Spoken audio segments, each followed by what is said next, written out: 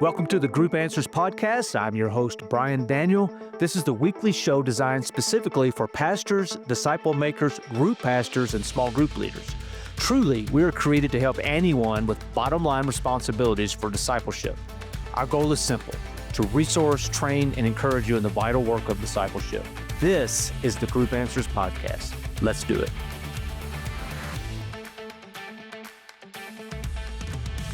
Welcome back to the Group Answers Show, and as always, I'm Brian Daniel, and we are here with special guest Mark Croston. And Mark, I am just so remiss that it's taken us so long to get together. I think we've tried, and it's just been hard to schedule it. So it is really good to see you, and thanks for making time. Thanks for making time today. All right, thank you. Great to be here. And as we are recording this, we are in our pre-Southern Baptist Convention envelope, if you will. So I assume you're getting ready to travel as well. You'll be leaving out, I'm guessing, tomorrow morning and heading to that great, city, happiest place in the world, Orlando, Florida. Yes, even though they say it's cheaper to go to Japan and go to Disney World in Japan than it is to go to Orlando. So, Mark, I was just talking with a Disney fan just this week, and I asked him if he was going to try and make it over there. He said, man, we just can't afford it. It's cheaper for us to go to Shanghai than Orlando. All right. So I just want to start with asking you just to talk us through, well, not so much talk us through, but how do you define discipleship? I know this, the Bible, Scripture doesn't change. We do to some extent. And certainly our context and environments are kind of malleable. And so it's in that tension that we have to find ourselves from time to time, just returning and saying, all right, so what does discipleship mean today in this context? So I would just ask you, how do you process that? Well, the word disciple means follower or learner. And so I just stick with that.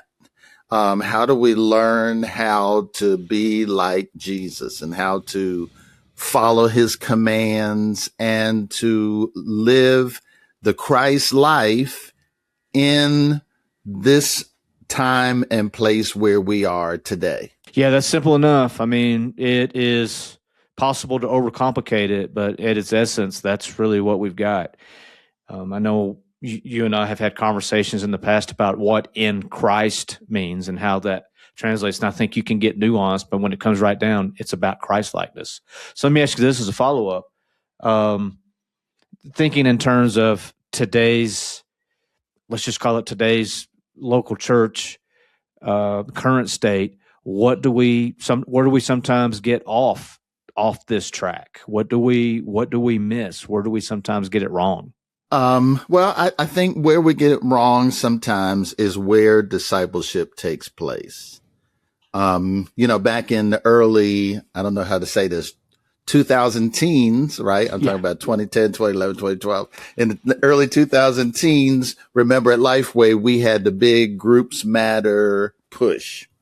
And I think that was an important element for the whole essence of discipleship. Since that time, I've been asking crowds of pastors and other church leaders a simple question: who discipled you? And invariably, no matter how large the crowd is, no matter what their region or education, invariably, the vast majority of them are going to say somebody in their family or some leader in the church, but rarely will they say it was their pastor. And so my follow-up question is, well, what does that mean to you? And as we kind of break that down, we come to help them to come to the realization that discipleship really doesn't happen from the pulpit. And I think that that's part of our problem, that we have put a lot of energy, finances, and all kinds of stuff into what happens in the worship and then happens in the pulpit. And that's all good. We need all of that. That's all important for the life of the church. But the one thing it doesn't do, according to our research and according to these anecdotal experiences, is push people deeper in discipleship. We need small groups for that. discipleship doesn't happen from the pulpit, but I guess we would say that it's minimally supported, exhorted, uh, maybe even initiated there, right? Because the pulpit does have a role in this, but you're right. I think we can. It is possible to overstate its impact, and I think where that's important is to group leaders that are out there that might take more of a passive approach in this regard and say, well, that's for, I've said it before. I don't know if you and I have talked about it before, but I was in a men's group one time and we were talking about this topic. And I remember one of the guys, and these are men that had been in church for a long time. He said, I've never really thought of myself as a disciple maker, as a leader. I've always thought of people like you. And he pointed to me, church staff types, vocational leaders as that. And I remember just being, I don't think it's overstated to say, shocked by the fact that this friend of mine had never thought of himself as a leader in this way before. So I think that's a really good thing to point out. Because maybe we use the wrong words for stuff, right? Maybe instead of calling deacons, we ought to call them servants, since that's what the word means. And maybe instead of calling our Sunday school persons over our Sunday school classes and our small groups teachers, maybe we should call them disciple makers. And so, sometimes we take on the characteristics of the title that we are called by. And so maybe we should call them discipleship makers or discipleship leaders. Yeah, words matter, right? So, all right, let me ask you this, just moving on into this conversation. If I asked you to describe the current state of discipleship, how would you answer that question? Well, good. I don't even have to think about that because Lifeway Research did all the work for me. And according to Lifeway Research and the current state of discipleship, we get a D. And the D does not stand for discipleship. It's like A, B, C, D, right? Nobody likes to get a D in class or on a paper, on an assignment. And so that really says to me that we have a lot of room for improvement.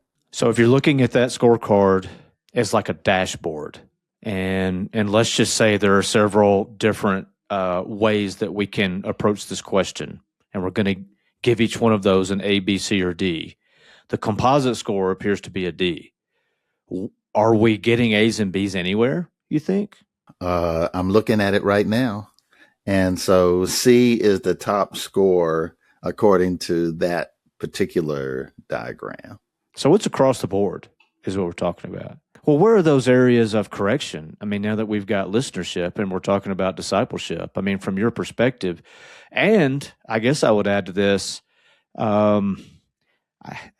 is it I'm not going to be so bold as to say, all right, is there a quick fix? But is this a longer term, like very long term corrective?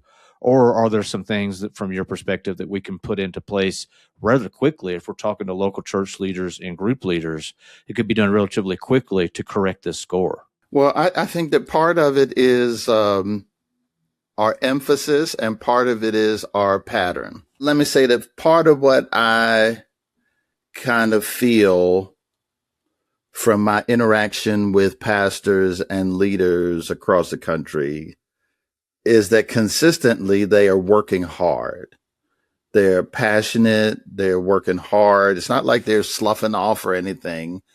But very often they're working hard to do, to kind of create the church they grew up in. And so what happened in the church I grew up in, and I want to make that happen just like that again. And so what happened in the church you grew up in and the environment that it took place in is very different than where we are today. And so what could have worked in that environment may not work the same today. Like when I was young, I grew up in the city of Philadelphia. We had what we called the Philadelphia Blue Laws. I don't know what they called them in other places, but it meant that just about the only place open on Sunday was the church. And so like people didn't have any choice about what they were going to do on Sunday morning. They had three stations on the television, right? And church. And so, and I think that out of partly out of the fact that there was a lack of choice, many people chose church. And so you could get them for hours on a Sunday, right? So you could get them to come early for Sunday school, and then they'd stay for worship, and then they'd come back in the evening again for a second worship for I don't know what they call it, BTU or BYPU or discipleship training or church training, depending on what area you're in, and then worship again. So what was that? That was like 4 hours every Sunday that a lot of people, and sometimes more, that people were given to the church. And that's a big chunk of time. And so, but it was the only thing happening, right? There weren't a lot of sports on Sunday. The malls weren't open on Sunday. You couldn't go to the movie theater on Sunday. There weren't kids' sports on Sunday.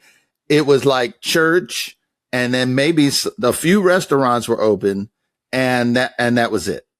So now we're in competition with everything. Everything's going on. Everybody's open.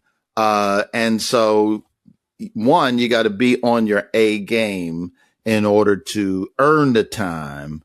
And two, you've got to use the smaller segments of time that people will afford us even more wisely. And then we also have the challenge today of the fact that we are not the only disciplers. So recent studies said that the average American is being discipled, particularly Gen Zs, by the internet 49 hours a week. For older adults, around 18, 20 hours a week. Hours. And so it is hard to disciple somebody in 45 minutes to an hour in church when they have been discipled 49 hours all across the week through social media. Have you seen, like, just for those of you that are out there listening, Mark is on the road a lot of the days out of the year, and in other churches and in other conversations with leaders, like a lot of Lifeway leaders in Mark in a role similar to Mark's. But Mark, I would ask you, so this idea of the competitive environment for discipleship, which is relatively new. I mean, it's been around for a few decades now. Internet was late 90s, early 2000s, and it became portable 2008, 2010. So we're kind of new in this world, even though it does not feel like it. It feels like there was never a time. But have you seen any leaders or any churches that are in that space? Because what I hear you saying is there's an optimal, and what I would, maybe even the way I would put it is weight to any disciple-making interaction or discipleship interaction or opportunity for spiritual wisdom, for godly understanding to be imparted from mentor to mentee. Whereas, like you said, 25 years ago, 20 years ago, you had 4 hours on a Sunday or in the week. Now that's going to be 90 minutes, no more than 2 hours in any given 7 days. So it's cut in half minimally. So it makes those times when you do interact, you've got to really use that well. But then there's this also, if the internet is discipling us, I'm getting to the question. If the internet is discipling us, have you seen anybody that is using that channel in like creative, new, fresh ways from your perspective? Let me add one more into that previous conversation. It's not just the difference between 4 hours and 90 minutes, but also the average person only comes to church about 1.9 times a month. So the number of times we come to church is also decreased. I'm going to say the pandemic has been a blessing from God. Right? So many of our churches have been resistant to the whole idea. There were a few churches that were pushing out into social media and all of that environment, but that was really less than 25% of our churches. And the pandemic has kind of forced many of our churches to adopt new technology and to get in the game. So So hopefully we're going to see some gains from this. We're only now, let's say, 5 years into many of our churches actually being in this environment. And the devil's got like a 10 or 12-year head start on us. And so our churches are. I think a lot of them are still kind of feeling it out. A lot of them still don't trust it. A lot of them are still trying to figure out how you do this the best way you can and make these meaningful experiences. But slowly but surely, I see our churches pushing out into this space, pushing out into this environment, and waiting for organizations like ours to give them some ideas and best practices and tools to make this work. I remember, just to your point, when we were mid-pandemic, coming out of pandemic, there was a little bit of a bell curve in that season of that period of history. And I was talking with some of the Sin North America leaders, particularly out west, and I remember them sharing that a lot of the church planners were taking the time that was going into sermon prep and putting those into more relationships coming out. Just to your point about it being, there's a blessing thread in that, just as well as there was the opposite of that, because it was really hard in a lot of ways as well. But there was this realization that God in the end is in the people business, and that makes us in the people business. So it's interesting that you would point that out. So let me ask you this, just as a follow-up. What are you, in your leadership and in your ministry, and when you are in like consulting and mentor relationships, how are you addressing this phenomenon and the D in discipleship and on the scorecard? What measures are you putting into place just from your role at Lifeway? So we take a 3-prong approach. One are we offer what we call essential programs. And so our essential conferences are 3-day intensives for pastors and church leaders where they get to look at the latest research, the latest strategy, and the latest tools that churches are using to be effective. Often our church leaders and pastors are so busy trying to do the day-to-day work and keep things going and all the stuff that they already know to do. They don't get time to just kind of step back off of the treadmill, relax for a second, and think about what's going on and what needs to happen next. And so our essential conferences give them that opportunity. Hey, stop running for a second. And we try to put these in places where they might even want to go for a couple extra days of R&R because the stress level seems like it is really high right now. And so step off the treadmill, take a breath, and then let somebody pour into you. Here's what we're seeing in terms of the latest research and strategies that churches are using today to be effective. And I would say that pastors and church leaders that have participated in our essential conferences have found them to be invaluable. They have really kind of been able to think about what they're doing and go back and change. And many have testified that they have been the best conference experiences they have ever attended. So the second part is that even though I get a lot of information at a conference event, notice that sometimes it feels like you're drinking from a fire hose. There's just so much information. And so I don't know what to do with all of it because I want to do something with all of it, but I got to pick something out of all of this. And then you get home, you get back busy again. And so you forget some of the key elements of some of the things that you wanted to kind of do and talk about. And so we offer a kind of a follow-up to that, our Big Results Conference.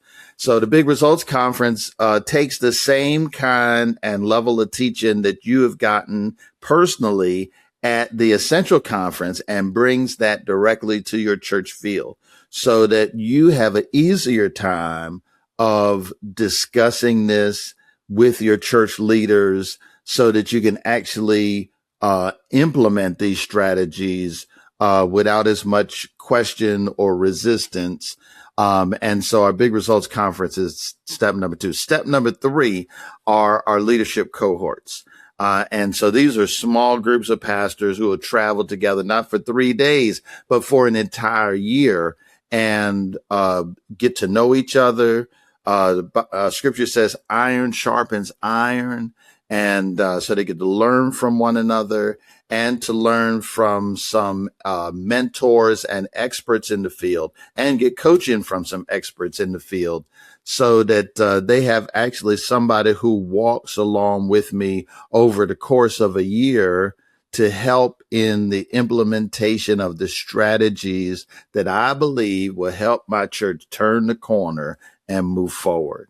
And so these 3 measures, I think, are the biggest things that we are doing right now to try to help churches do that. Those cohorts you said is a year. I assume those are monthly meetings, more or less. I mean, you may take December off or, maybe in the summer. Every month on, online, even though we try to schedule 1 or 2 where we'll actually be in person with one another. What makes for a successful cohort meeting? I mean, at the end of those meetings, how do you assess when you look back? I don't know if everybody's like this or not, but I always look back on the meetings and say, all right, what went well and what didn't? But at the end of those meetings, what are you looking at? How do you measure us? How do you measure success? Something I learned from going and doing conferences is that the less talking I do, the higher scores I get on my evaluation. So I think that's true for these cohorts too, that our job is to kind of give some ideas, stimulate the conversation, and then allow the pastors the time and space to kind of flesh these things out. Because the truth is, we learn and embody more by talking about it than we actually do simply by listening to it. I'm just thinking about, for instance, a discipleship pastor or a groups pastor that could implement a more local cohort just within the context of the local church that would do the same thing and maybe meet monthly. And it's just to talk about what's going well, where are the challenges, where are you struggling. I'm sure there are regular meetings with any kind of education staff. I'm just wondering how each of those is approached and if a cohort mentality might be a way that they could make that time more meaningful and more helpful to those disciple-making group leaders. I think we got to try it all. You got to keep on trying till you find what's going to work for you.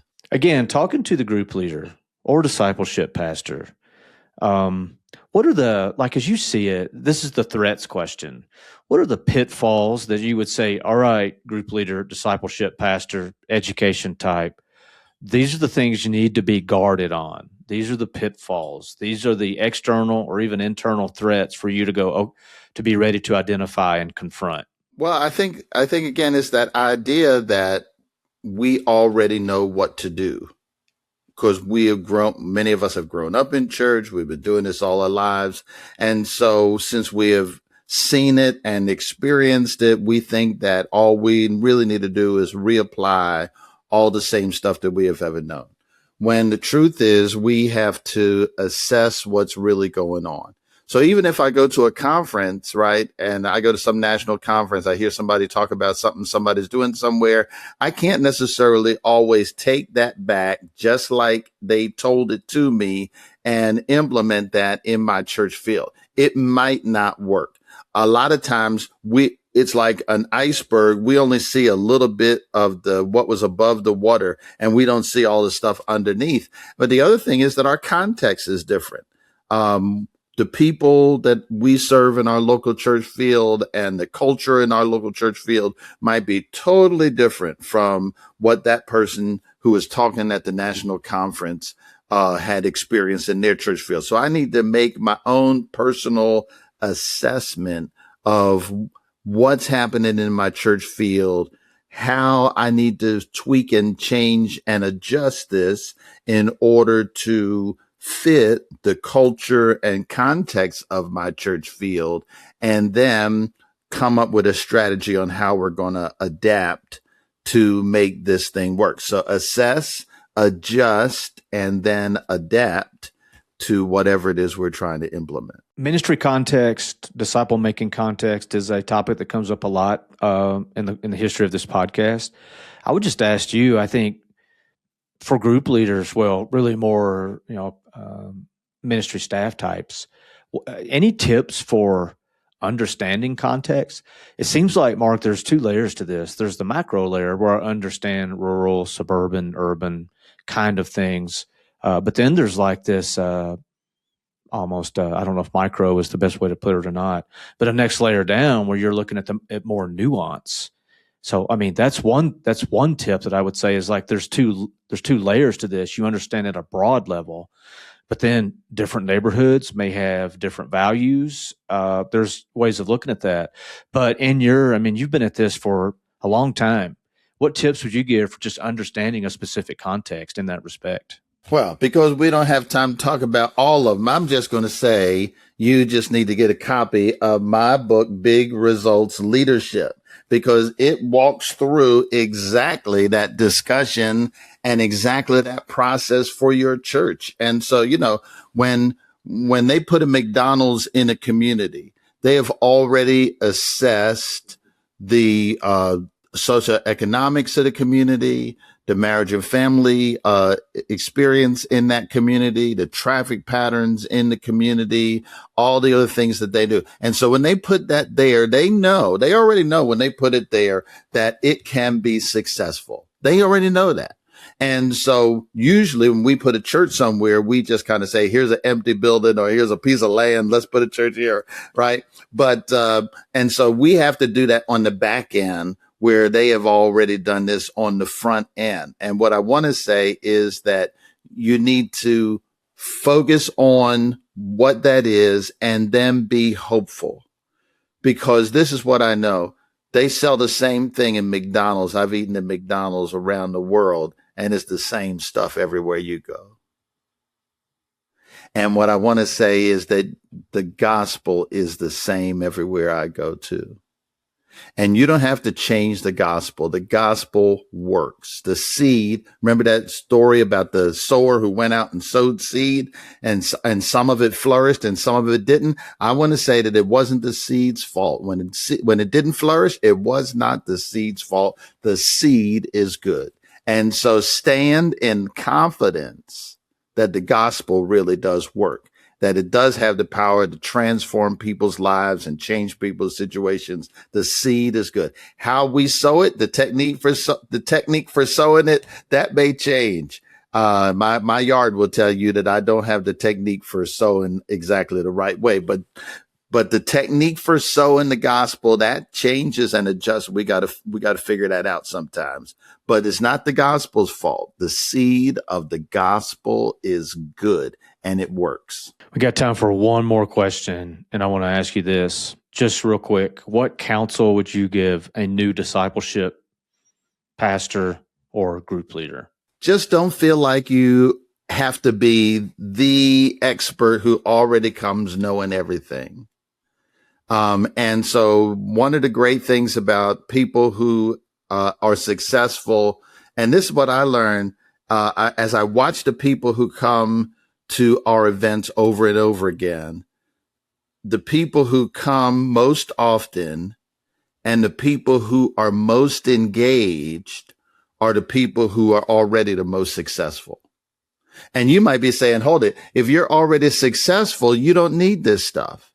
But what I'm seeing is that the reason they are successful is because they are so inquisitive and hungry to learn and to know so that they can go back and implement some more stuff. And so be hungry for knowledge and hungry for people to pour into you, so that you have something that new and fresh, innovative, and that works, that you'll be able to pour into the people you serve. Those last two questions, I'll just remind everybody, echo 1 Corinthians 2, and when Paul said, I come to you not with wise and persuasive words, but knowing nothing but Jesus Christ and him crucified. That's a good word from Mark Croston, director at Lifeway Christian Resources. Mark, the book again, you can get that at lifeway.com, correct? Yes, you can. Big Results Leadership at a store near you. That's going to wrap it up for this episode of the Group Answers podcast. Special thanks to Mark Croston for taking time out of his day. Thank you for being with us, and look forward to being with everyone again on down the road. This episode of Group Answers Podcast was brought to you by our team, executive producer Angie Elkins, producer Nikki Ogden, edited by Donnie Gordon. All episodes are recorded at my personal studio in Evergreen, Colorado with the help of Riverside FM. Artwork by Lauren Irvin. And I'm your host, Brian Daniel. Thanks for joining us, and we'll see you next time on the Group Answers Podcast.